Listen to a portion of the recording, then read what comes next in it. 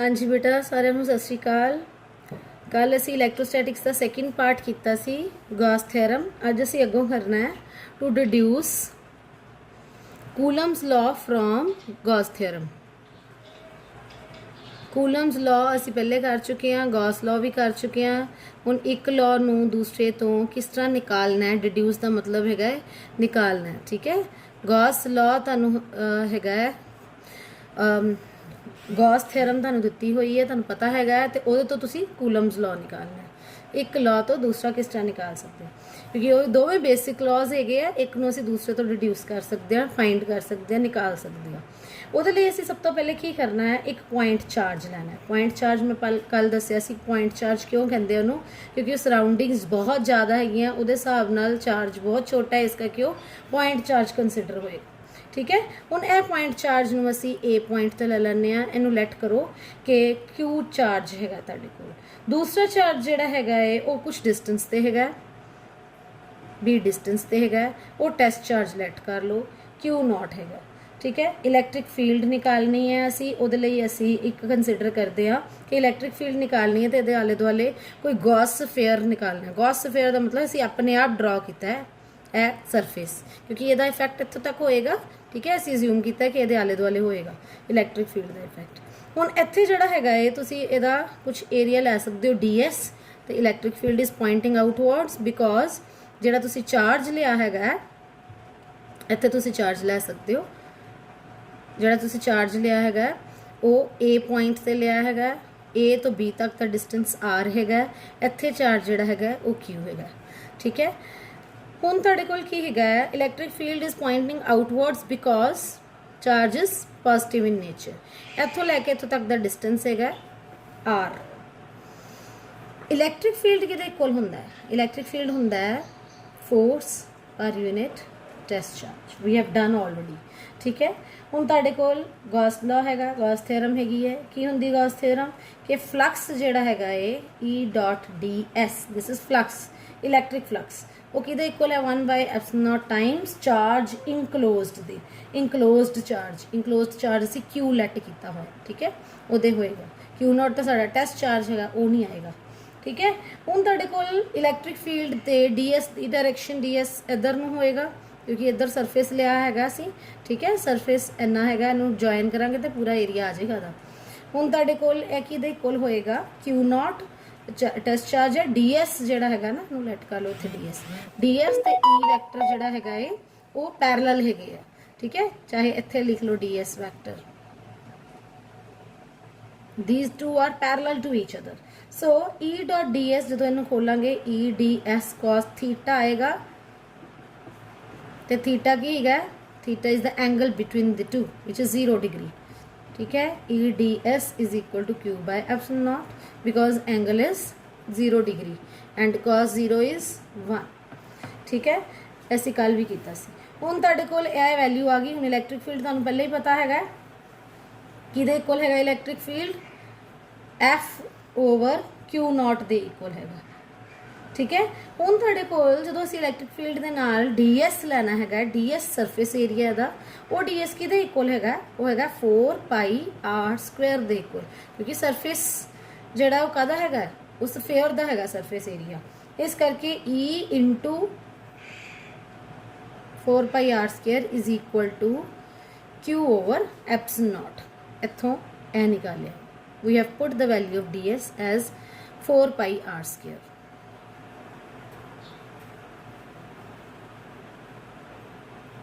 Now see, E into 4πr² will be equal to Q by epsilon naught, right? ਹੁਣ E की आ जाएगा तुहाडे कोल Q by 4π epsilon naught r², right? ਇਹ ਤੁਹਾਡੇ ਕੋਲ ਆ ਗਿਆ ਨਾ, Q by 4π epsilon naught r²। ਇਹ ਤੁਹਾਨੂੰ ਪਹਿਲੇ ਹੀ ਪਤਾ ਹੈਗਾ। ਫੋਰਸ ਕੀ ਹੋਏਗਾ ਇੱਥੋਂ, Q naught E, ਇਹਨੂੰ 1 ਲੈਟ ਕਰ ਲਓ। ਇੱਥੇ ਤੁਹਾਡੇ ਕੋਲ ਇਲੈਕਟ੍ਰਿਕ ਫੀਲਡ ਆ ਗਿਆ। ठीक है, put this electric field, put value of E in first equation. First equation is force, क्योंकि कूलम्स लॉ ने फोर्स निकालनी है, इलेक्ट्रिक फील्ड नहीं निकालनी। Coulomb's law is for force between the two charges. ठीक है, हम फोर्स की इक्वल आ जाएगी Q not into Q over 4 pi epsilon naught R square. This was Coulomb's law. ठीक है? So this is the way to find the Coulomb's law from Gauss law. Next is applications of Gauss law. This is also very important topic. आज ਦੇ ਸਾਰੇ topics बहुत important है examination point of view ਦੇ ਨਾਲ. ਪਹਿਲੇ deduction ਵੀ paper 'ਚ ਆ ਜਾਂਦਾ ਹੁੰਦਾ ਕਿ ਕਿਵੇਂ ਡਿਡਿਊਸ ਕਰਨਾ ਹੈ, ਉਸ ਤੋਂ ਬਾਅਦ ਤੁਹਾਡੇ ਕੋਲ ਐਪਲੀਕੇਸ਼ਨਸ ਆ ਜਾਣਗੀਆਂ ਗੌਸ ਥਿਓਰਮ ਦੀਆਂ। ਪਰ ਐਪਲੀਕੇਸ਼ਨਸ ਕਰਨ ਤੋਂ ਪਹਿਲੇ ਤਿੰਨ ਚੀਜ਼ਾਂ ਤੁਹਾਨੂੰ ਪਤਾ ਹੋਣੀਆਂ ਚਾਹੀਦੀਆਂ। ਇੱਕ ਹੈਗਾ ਲੀਨੀਅਰ ਚਾਰਜ ਡਿਸਟ੍ਰੀਬਿਊਸ਼ਨ,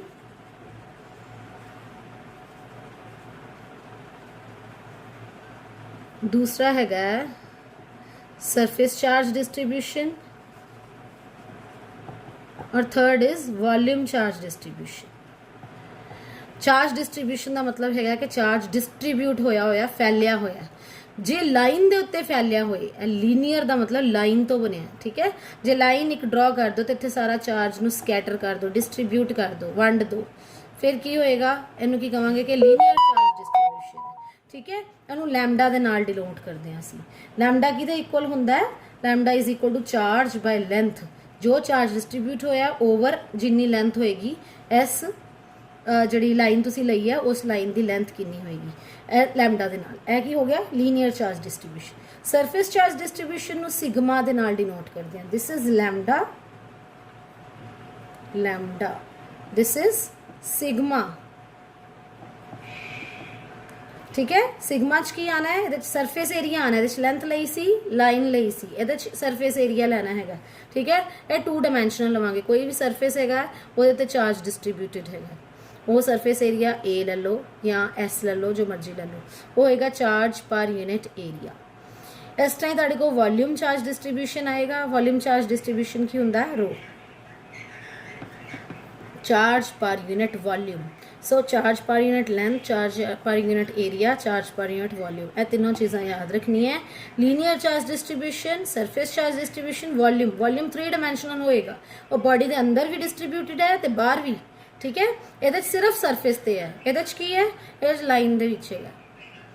ओके, हुण असीं नैक्सट इन्हां तीनों चीज़ों भी याद रखना है। तो हुण असीं एप्लीकेशनस वाल नूं चलने हैं। Next is application of Gauss law. पहली एप्लीकेशन जिहड़ी हैगी है बहुत सिंपल हैगी है, that is electric field due to line charge.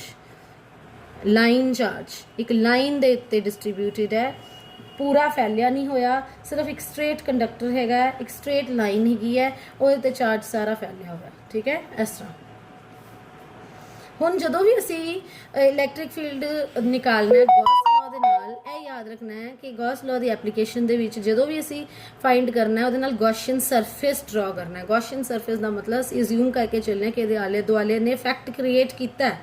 ਉਹ ਇਫੈਕਟ ਕ੍ਰੀਏਟ ਕੀਤਾ ਹੈ ਜੇ ਲਾਈਨ ਹੋਏਗੀ ਤੇ ਉਹ ਸਿਲੰਡਰ ਬਣਾਵਾਂਗੇ ਆਲੇ ਦੁਆਲੇ, ਕਿਉਂਕਿ ਲਾਈਨ ਦੇ ਆਲੇ ਦੁਆਲੇ ਤਾਂ ਸਿਲੰਡਰ ਹੀ ਹੋਏਗਾ ਨਾ, ਜਿੱਥੇ ਇੱਥੇ ਇੱਥੇ ਸਾਰਾ ਇਫੈਕਟ ਹੋਏਗਾ, ਇੱਧਰ ਇੱਧਰ ਤਾਂ ਇਫੈਕਟ ਹੋਏਗਾ ਨਹੀਂ, ਉਹਦਾ ਸਫੇਅਰ ਨਹੀਂ ਬਣਾ ਸਕਦੇ ਅਸੀਂ।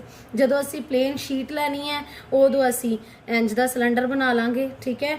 ਸਿਲੰਡਰੀਕਲ ਏਰੀਆ ਤੁਸੀਂ ਦੇਖਣਾ ਹੈ ਕਿ ਸਫੇਅਰ ਬਣਾਉਣਾ ਹੈ ਜਾਂ ਸਿਲੰਡਰ ਬਣਾਉਣਾ ਹੈ, ਗੌਸੀਅਨ ਸਰਫੇਸ ਹੋਣਾ ਚਾਹੀਦਾ ਹੈ ਉਹਦੇ ਆਲੇ ਦੁਆਲੇ ਜਿੱਥੇ ਉਹਨੇ ਆਪਣਾ ਇਫੈਕਟ ਕ੍ਰੀਏਟ ਕੀਤਾ ਹੋਇਆ। ਹੁਣ ਕਿਉਂਕਿ ਇਲੈਕਟ੍ਰਿਕ ਫੀਲਡ ਕੀ ਹੁੰਦਾ ਜੋ ਆਲੇ ਦੁਆਲੇ ਜੋ ਇਫੈਕਟ ਕ੍ਰੀਏਟ ਹੁੰਦਾ, ਹੁਣ ਇਹਦੇ ਆਲੇ ਦੁਆਲੇ ਅਸੀਂ ਕੀ ਬਣਾਵਾਂਗੇ? ਇੱਕ ਸਿਲੰਡਰ ਕ੍ਰੀਏਟ ਕਰ ਸਕਦੇ ਹਾਂ। ਗੌਸੀਅਨ ਸਰਫੇਸ ਬਣਾਇਆ ਅਸੀਂ। ਓਕੇ, ਨਾਓ ਪੋਜ਼ਿਟਿਵ ਚਾਰਜ ਹੈਗਾ ਇਧਰੋਂ ਲੈ ਕੇ ਇੱਥੋਂ ਤੱਕ ਜਾ ਕੇ ਹੈ, it is y and y dash. Okay, electric field should be pointing out because positive charge is there, electric field बाहर नूं होएगा। ए सिलेंडर का कोई सरफेस एरिया ले लो एस डी एस, ओके, ये बाहर हुण इधर जा लै सकते, जा इधर लै सकते हैं, जा इधर लै सकते, डी एस 3 थावां ते लै सकते हैं डी एस, होर तो कोई नहीं। ये वर्गा ही हैगा पैरल, ठीक है। ਇਹਦਾ मतलब हैगा 3 पार्ट्स ਤੁਹਾਡੇ ਕੋਲ ਹੈਗੇ ਆ, ਤੁਸੀਂ 3 ਸਰਫੇਸ ਲੈ ਸਕਦੇ ਹੋ। ਇਹ ਰੀਜਨ ਨੂੰ ਲੈ ਲਓ 1, ਇਹਨੂੰ ਲੈ ਲਓ 2, ਇਹਨੂੰ ਲੈ ਲਓ 3। ਇਹਦੇ 'ਚ ਇਲੈਕਟ੍ਰਿਕ ਫੀਲਡ ਪਰ ਇੱਕੋ ਹੀ ਡਾਇਰੈਕਸ਼ਨ ਰਹੇਗੀ, ਠੀਕ ਹੈ। ਇਲੈਕਟ੍ਰਿਕ ਫੀਲਡ ਦੀ ਡਾਇਰੈਕਸ਼ਨ ਚੇਂਜ ਨਹੀਂ ਹੋਣੀ ਕਿਉਂਕਿ ਚਾਰਜ ਇੱਧਰ ਨੂੰ ਡਿਸਟ੍ਰੀਬਿਊਟ, ਇਲੈਕਟ੍ਰਿਕ ਫੀਲਡ ਬਾਹਰ ਨੂੰ ਹੈ। ਇਹਦਾ ਮਤਲਬ ਕੀ ਹੈਗਾ ਹੁਣ ਕਿ ਜਦੋਂ ਅਸੀਂ ਸਭ ਤੋਂ ਪਹਿਲੇ ਤੁਹਾਡੇ ਕੋਲ ਗੌਸ ਥਿਓਰਮ ਕੀ ਹੈਗੀ ਹੈ, phi is equal to E dot ds is equal to 1 by epsilon naught times charge enclosed, okay charge enclosed linear charge distribution ਲਈ ਹੈ ਲੀਨੀਅਰ ਦਾ ਮਤਲਬ ਲਾਈਨ ਦੇ ਉੱਤੇ ਚਾਰਜ ਲਿਆ ਮੈਂ ਤੁਹਾਨੂੰ ਪਹਿਲੇ ਵੀ ਕਿਹਾ ਸੀ ਕਿ ਜਦ ਲਾਈਨ ਦੇ ਉੱਤੇ ਹੋਏਗਾ ਤੇ ਅਸੀਂ ਲੀਨੀਅਰ ਚਾਰਜ ਡਿਸਟ੍ਰੀਬਿਊਸ਼ਨ ਦੇ ਨਾਲ ਲੀਨੀਅਰ ਚਾਰਜ ਡੈਂਸਿਟੀ ਲੈਣੀ ਹੈ ਲੈਮਡਾ ਜਿਹੜਾ ਕੀ ਹੋਏਗਾ ਕਿਹਦੇ ਇਕੁਅਲ ਹੁੰਦਾ lambda lambda is equal to charge per unit length ਇੱਥੋਂ ਤੁਸੀਂ q ਦੀ ਵੈਲਿਊ ਕੱਢ ਸਕਦੇ ਹੋ ਲੈਮਡਾ l ਫਾਈ ਦੇ ਵਿੱਚ ਪੁੱਟ ਕਰ ਲਓ ਤੁਹਾਡੇ ਲਈ ਈਜ਼ੀ ਹੋ ਜਾਏਗਾ lambda l over epsilon naught take it as 1 okay ਇਹ ਯਾਦ ਰੱਖਣਾ ਫਸਟ ਇਕੁਏਸ਼ਨ ਹੈਗੀ ਹੈ ਹੁਣ ਅਸੀਂ ed.ds ਦੀ ਵੈਲਿਊ ਨਿਕਾਲਣੀ ਹੈ ਕਿਉਂਕਿ ਅਸੀਂ ਐਪਲੀਕੇਸ਼ਨ ਇਹਦੀ ਹੀ ਕਰ ਰਹੇ ਹਾਂ ਇਸ ਲਾਅ ਦੀ ਕਰ ਰਹੇ ਹਾਂ ਠੀਕ ਹੈ ਹੁਣ ਦੇਖੋ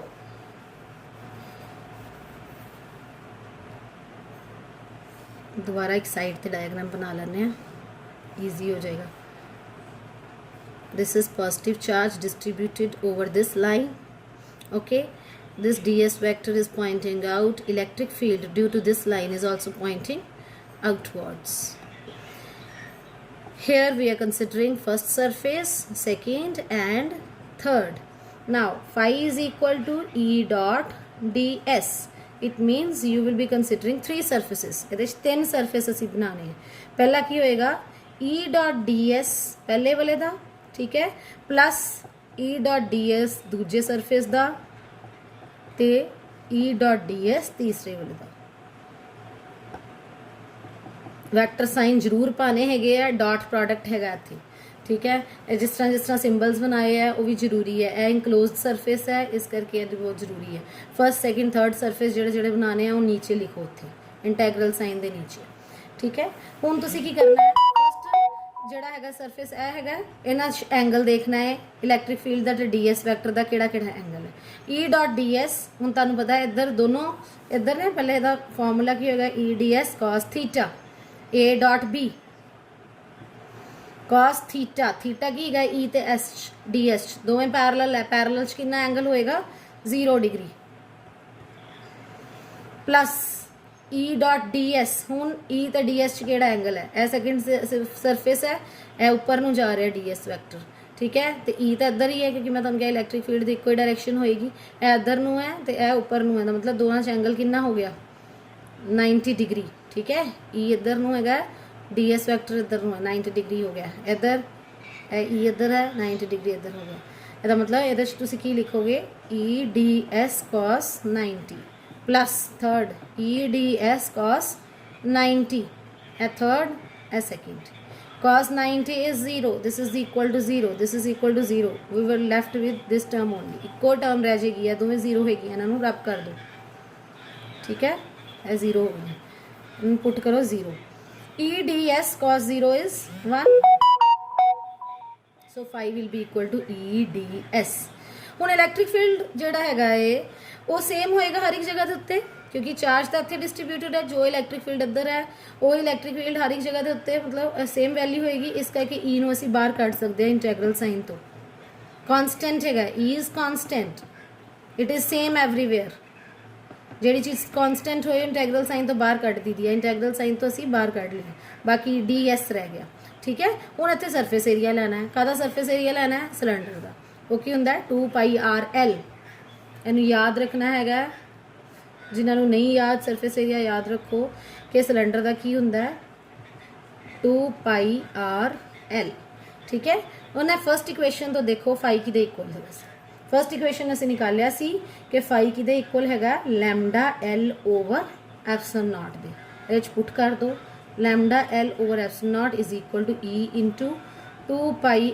आर एल हुण असीं इलैक्ट्रिक फील्ड निकालनी है गॉस थ्योरम की जिहड़ी भी एप्लीकेशन होएगी उहदे च असीं इलैक्ट्रिक फील्ड ही निकालनी है इलैक्ट्रिक फील्ड किहदे इक्वल होएगी यह चीज़ थल्ले चली जाएगी lambda l over 2 pi r l into epsilon naught l l cancel हो गया साढ़े को की आ गया lambda over 2 pi r into epsilon naught में इधर लिख लो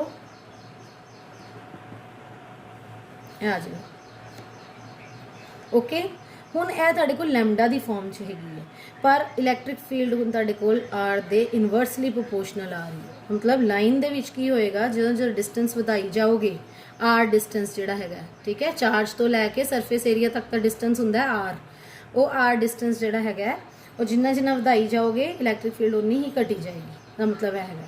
ਠੀਕ ਹੈ, ਇਹ ਫਸਟ ਐਪਲੀਕੇਸ਼ਨ ਹੈਗੀ ਸੀ। ਹੁਣ ਅਸੀਂ ਸੈਕਿੰਡ ਤੇ ਥਰਡ ਐਪਲੀਕੇਸ਼ਨ ਕਰਨੀ ਹੈ।